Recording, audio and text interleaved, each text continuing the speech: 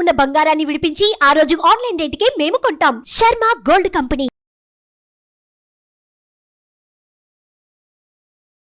నమస్తే, welcome to Suman TV. నేను మీ యామ్ని.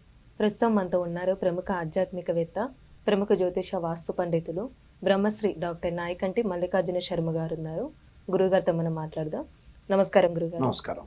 గురుగారు, ఈ క్రోధీనామ సంవత్సరంలో అసలు తులారాశి వారికి ఏ విధంగా ఉంటుందండి?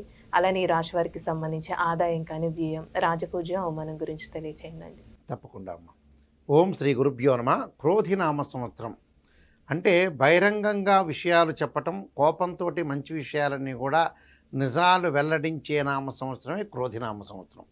ఈ క్రోధినామ సంవత్సరంలో తులారాశి వాళ్ళకి ఎలా ఉంది అంటే 7వ రాశి అయిన తులారాశి.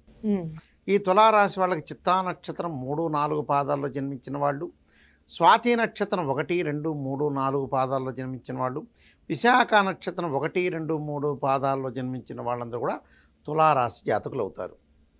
ఈ తులారాశి జాతకులకి ఏ విధంగా ఉండబోతుంది అని చూస్తే 2 ఆదాయం, 8 ఖర్చు, అలానే 1 గౌరవం, రాజ్యపూజ్యం, 5 అవమానం. అంటే ఆదాయ వ్యయాల్లో తేడా ఉంది, గౌరవం అవమానాల్లో కూడా తేడా ఉంది. మరి తులారాశి వాళ్ళకి ఏ విధంగా ఉండబోతుంది అంటే పంచమ స్థానంలో శని యొక్క సంచారం, సప్తమ అష్టమాల్లో గురువు యొక్క సంచారం. ఏమిటి సప్తమ అష్టమాల్లో అంటే ఏప్రిల్ 30వ తారీఖు వరకు కూడా వాళ్ళకి సప్తమ స్థానంలో గురువు ఉండటం, ఆ తర్వాత అష్టమ స్థానంలో గురువు ఏర్పడటం వల్ల ఆదాయ విషయంలో కొద్దిగా జాగ్రత్తగా ఉండాలి వాళ్ళకి. అయితే ఇక్కడ ఆదాయ విషయాల్లో భయభ్రాంతులు చెందాల్సిన పని లేదు. ఇక్కడ ఏదైతే తులారాశి వాళ్ళకి పంచమ స్థానంలో శని ఉంటాడో స్థానచలనం అని అర్థం. కానీ శనివత్ రాహు అన్నాడు, రాహు బాగున్నాడు, ఆదాయం బాగా పెరుగుతుంది. కానీ గురువు బాగా లేకపోవడం వల్ల ఖర్చు కూడా అయ్యే అవకాశాలు ఉంటాయి. ఆ ఖర్చును అదుపు చేసుకోవాలి. అలానే 12వ స్థానంలో కేతువు కూడా మంచివాడు కాదు. అయితే ఈ తులారాశి వాళ్ళకి ఏ విధంగా ఉండబోతుంది అని మనం చూస్తే, ముందు రైతుల విషయానికి ముఖ్యంగా వస్తే వ్యవసాయదారులకు 3 పంటలు కలిగే శక్తి రావటం, ఈ 3 పంటల్లో కూడా మంచి లాభాలు గడించే అవకాశం అనేది ఉంటుంది. అంటే రైతులకి, వ్యవసాయదారులందరికీ కూడా అనుకూలమైన ప్రయత్నం, అనుకూలంగా ఏదైతే ప్రయత్నం చేస్తారో వాళ్ళు సఫలీకృతం అవుతారు.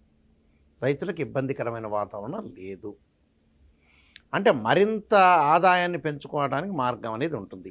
అలానే విద్యార్థులు ఉన్నత స్థాయిలో విద్యలు, విదేశాలకు వెళ్ళే అవకాశాలు, అలానే ఉన్న ఉద్యోగం నుంచి కూడా ట్రాన్స్ఫర్ కావటం, ఉన్న ఉద్యోగం చేస్తున్న వాళ్ళ కంపెనీ త్రూ వాళ్ళు వెళ్ళటం, విద్యార్థులకు కూడా ఉన్నత స్థాయిలో విదేశాల్లో వాళ్ళకి మంచి యూనివర్సిటీలో సీట్ వచ్చే అవకాశం అనేది ఎక్కువగా ఉంటుంది. ఇప్పుడు నిరుద్యోగులకు ఏ విధంగా ఉంటుంది? నిరుద్యోగులకు మంచి ఉద్యోగం లభించే అవకాశం ఒకటి ఉంటుంది.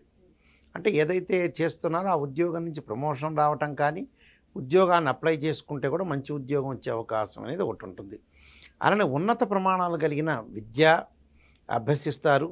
వ్యాపారులు ప్రస్తుతం ఉన్న వాటితో పాటు అదనపు వ్యాపారాన్ని కూడా చేయటం, భాగస్వామ్య వ్యాపారం కలిసి వచ్చే అవకాశం ఉండటం, అధిక లాభాలు, అదనపు పెట్టుబడులు, ఇతర ఆదాయ మార్గాల్లో ఫలాలను కూడా పొందే అవకాశం అనేది ఒకటి ఉంటుంది. అంటే ఆదాయంలో ఏమీ తప్పు లేదు, ఆదాయం బాగానే పెరుగుతుంటుంది. ఖాతాదారుల మద్దతు, స్వతంత్రమైన వ్యాపారం చేసేవాళ్ళు అన్ని రకాల ప్రోత్సాహము, గుర్తింపు పొందే అవకాశాలు, ఆశించిన రీతిలో ఆదాయం అనేది ఉంటుంది. కానీ ఆశించిన రీతిలో ఆదాయం ఉంటుంది, కానీ ఎక్కడొక్కడ కొంత ఖర్చు అయ్యే స్థితి అనేది ఉంటుంది. అది మంచి విషయానికి ఖర్చు అయ్యే అవకాశం ఉంటుంది. స్త్రీలకి నూతన ఆలోచనలుతో ముందుకు సాగదీస్తారు. అంటే ముందుకు సాగే అవకాశాలు ఎక్కువ ఉంటాయి. పలువురిని ఆకర్షించే అవకాశం ఉంటుంది. పత్రికా రంగం వాళ్ళకు అనుకూలంగా ఉంటుంది. పత్రికా రంగంలో కూడా స్త్రీల గురించి ఆర్టికల్స్ కొన్ని వచ్చే అవకాశం ఉంటుంది. పేరు ప్రఖ్యాతులు పొందే అవకాశం బాగా ఎక్కువగా ఉంటుంది. సంతాన సమస్యలు, శ్రమ, కలహాలు ఇలాంటివన్నీ కూడా కొన్ని కలుగుతూ ఉంటాయి. అయితే వీళ్ళకి ఇక్కడ అక్టోబర్, నవంబర్ మాసంలో కూడా గురువు శని యొక్క వక్రత్యాగాలు, వక్ర ఆరంభాలు కూడా ఉన్నాయి. నెక్స్ట్ ఇయర్ వచ్చే శని మీనరాశిలోకి సంచారం మార్చి 29వ తారీఖున 2025లో, అప్పుడు కొన్ని రకాల ఫలితాలనే మారుతాయి. ప్రస్తుతం క్రోధినామ సంవత్సరంలో ఈ రాశి వాళ్ళకి చాలా మంచి ఫలితాలు జరిగే అవకాశం అనేది ఒకటి ఉంటుంది. అంటే మంచి ఫలితాలంటే చాలా అద్భుతమైన రిజల్ట్స్ వచ్చే అవకాశం అనేది ఒకటి ఉంటుంది. దీనికి కారణం ఏమిటి అని అంటే, రాహు మంచి బలాన్ని ఇస్తాడు, సప్తమ స్థానంలో గురువు ఏప్రిల్ 30 వరకు మంచి బలాన్ని ఇస్తాడు, తర్వాత తగ్గిపోతుంది బలం. ఈ రాహు యొక్క బలం వల్ల అనుకూలమైన ఫలితాలు, సంతృప్తికరంగా ఉండటం, ఆవేశానికి లోనయ్యే అవకాశాలు ఉంటాయి. అంటే అధిక ఆవేశం అనేది పనికిరాదు. అనవసరంగా వాళ్ళ ఆవేశానికి లోను కావటం కూడా మంచిది కాదు. అధిక లాభాలు ఒకటి, స్త్రీ మూలకంగా కూడా ధనదాయం పెరగటం, ధన ఆదాయం పెరగటము, ఆదాయం మెరుగైన పెట్టుబడి, వ్యాపారం పరంగా భాగస్వామ్య వ్యాపారాలు, ప్రేమ వ్యవహారాలు బెడిసికొట్టే అవకాశం ఎక్కువ ఉంటుంది. ప్రేమ పెళ్ళిళ్ళు చెడిపోయే అవకాశాలు ఎక్కువ ఉంటాయి. కొన్ని వ్యాపారాలు సమృద్ధిగా సాగటం ఒకటి. అలానే వీళ్ళకి ఏదైతే విద్యార్థులు కొంత శ్రమ చేసినా మంచి ఫలితాలు, మంచి ఉత్తీర్ణత, ఎలక్ట్రానిక్స్ సామాన్లు కొనుగోలు చేయటం, అలానే గోల్డ్, అలానే ఇళ్ళు, స్థలాలు, పొలాలు ఇలాంటివన్నీ కూడా కొనుగోలు చేసే అవకాశం బాగా ఎక్కువ ఉంటుంది. అంటే ఇవన్నీ కూడా వాళ్ళకి సుఫలితాలు జరిగే అవకాశం ఉంటుంది. చాలామందికి మా ఆదాయం నిండండి 8 ఖర్చు అవుతుంది ఏదో అని భయభ్రాంతం చెందాలని లేదు. డబ్బు అనేది అసెట్స్ రూపంలో మారిపోతుంది. గౌరవ మర్యాదలు కూడా పెరుగుతాయి. అంత పెద్దగా ఏం లేదు, కొన్ని అవమానాలు జరుగుతాయి, కానీ అవన్నీ కూడా తట్టుకొని నిలబడాలి. కొన్ని జాగ్రత్తగా మనం ఏం చేయాలో అది చేసుకొని ముందుకు వెళ్తే కూడా మంచి ఫలితాలు జరిగే అవకాశం ఉంటుంది.